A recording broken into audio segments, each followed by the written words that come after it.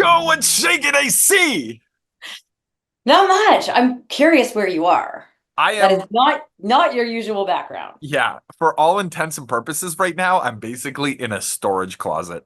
There is Oh, part of me, there's such incredible things happening at Control V. Like, you're just gonna have to watch to see what finds out. But there's like, I'm moving from one spot to another, and like, you'll see. But this is good. okay. It's good. I'm just finding places to get work done because there's so much going on.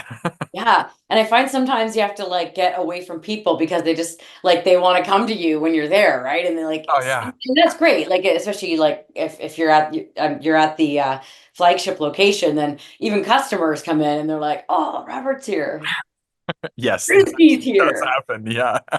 Yeah, I used to get that when I was in my stores. But Yeah. okay, so you're hiding away from the people. Yes, I am. I'm like, I have some really important stuff to do. Please leave me alone. It says like janitorial closet on the door. I mean, Oh.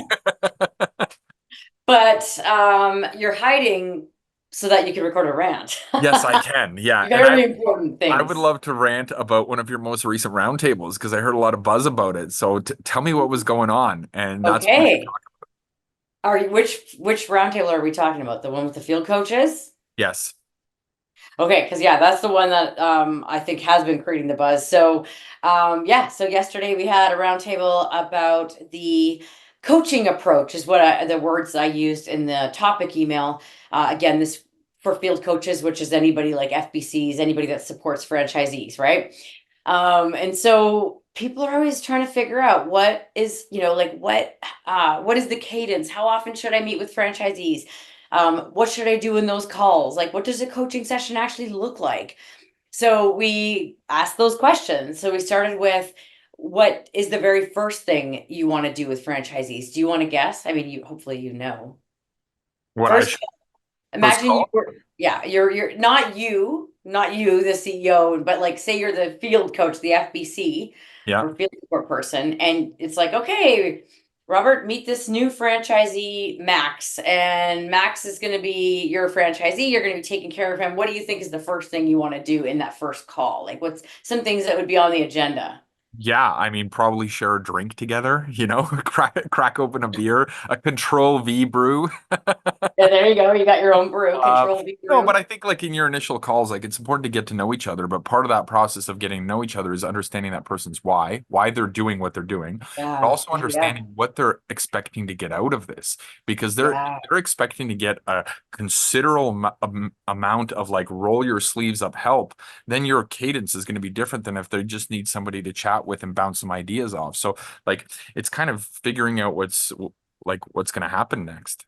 Yeah. Well, my favorite thing of what you said there is like their why, right? Like what it and getting to know them, building trust. So yeah, that was a couple of the key themes that came out of that question yesterday. Like not just building a relationship, but starting to build trust so that they want to listen to you and want to get your help. And that when you have to have the hard conversation with them, they're open to it because they've got that trusting relationship. So that was trust. And then, yeah, finding out their why. What are they trying to do with this? Because if we're going to try to coach them to grow, we need to know what they want to get to, right? Right. So their why and like what you said, what they want to get out of it, like you said. So that was the first question. And then we got into what is the cadence? And I had everybody put in the chat, what is your cadence? And I always remind people at our roundtables, but especially at this one, there's a big variance in how different people do things. There's different resources at different brands, different stages. So don't be shy. And know that this is like a no judgment zone. Like if you whatever your company does, if it's once a week, once a month, once every 2 weeks, a quarter, you never coach them. Like, let's just solve it. Let's not talk about what we're doing wrong. Let's just get that out on the table. So, in terms of the cadence, we saw kind of the whole gamut of different options. This was for one-on-one calls we were asking. So we got into like, what is your cadence? And then we didn't get super far because we went deep. I always love to when we get into these things, well, wait a minute, let's go deeper. I need more. Tell me more, right? Like I love that when we've got a round table and we can just go deeper into things and then, we'll extend it and make part two be next week. So the next question was, what does a coaching session look like? Like, what are you doing in a coaching session? Um, I don't know. Do you want to try to take a stab at that one? See if you pass. Well, you know I mean, what? you've been hanging around me long enough. I hope you kind of know. Yeah, Like there's planning, there's scheduling, there's trying to solve problems, there's trying to set goals and achieve goals and all that sort of stuff, which like maybe this is a bit of a digression here, but entrepreneurship is like a spectrum. I saw this while going through the Zoracle profiles, and I find that a lot of franchisees are actually low on the entrepreneurial spectrum. Mhm. So when a coach works with these franchisees, they have to be coached in a very different way than you would coach an entrepreneur, right? So when you're going through what happens on these calls, it's going to be different. Like for myself, an entrepreneur, probably like 110%. Like if I were coaching, I'd be like, all right, this is what you got to do. Like go do it. Oh, you didn't get it done? Why? Like, do you want to make money? Like, what's the problem here? Like, just get to work. You got a task list. Let's roll, right? That's how entrepreneurs operate. It's just go, one speed, right?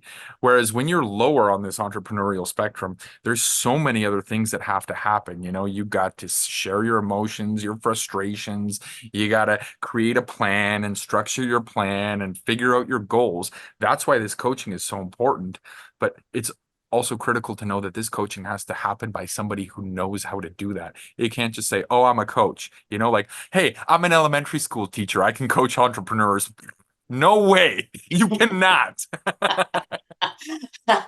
Sounds like you've had that situation happen to you before, or someone thought they were. But anyway, so yeah, so I won't share all the secrets right now because we don't have enough time. But yeah, definitely like the session does need to focus on that individual's goals, that individual's coaching style. Like you said, accountability it can be more of an issue with the franchisee because if they were super entrepreneurial, they would have gone and built their own business, and then they'd just be accountable to themselves and their own staff. So there's definitely that. But the thing that like that's kind of where we got to, and then we did get to, a little bit about like you can do group coaching versus one-on-one. But I couldn't resist having Steph on our team chime in a little bit about it too. I'm like, do they want to hear what we think? Because over the years, we've identified what are some of the best practices when we put together what we saw brands doing that was working and put that together in what we call the strategic growth coaching framework, which we use to go help brands get their coaching structure figured out, right? Like the cadence, what happens on the calls, and all those things that we need to do when we're doing good proactive strategic growth coaching. So that was kind of fun. I think you've been exposed to some of that content yourself, so you probably have a leg up on that. Yeah. Like again, I'll go back to like what happens in a coaching session, you know. So I feel so often people, especially franchisors who are hiring coaches, will kind of say, "All right, like just help this person be successful." You know, like you know what you're doing, right? And that should be the mentality of a franchisor. You know, you're hiring people who know what they're doing. That's what they're getting paid for. They don't like, but the thing is, oftentimes the wrong people are hired for that. You're not hiring people that know how to coach, right? That's why people need AC Inc., field coach experts. Well, that was a nice little plug. Thanks.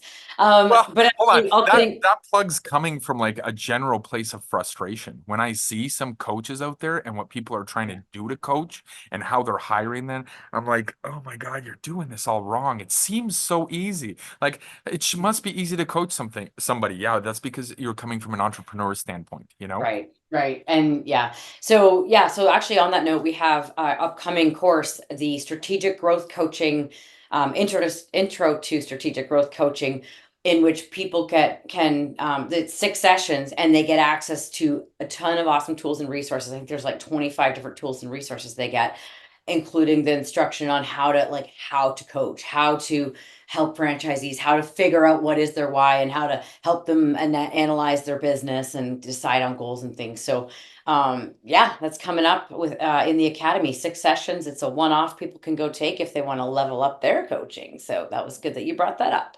Wonderful. I think it's time to wrap though now. Let's We just do like it. Yep. burned through that time. Okay. So Three, okay. 2, 1. Go Go be be awesome.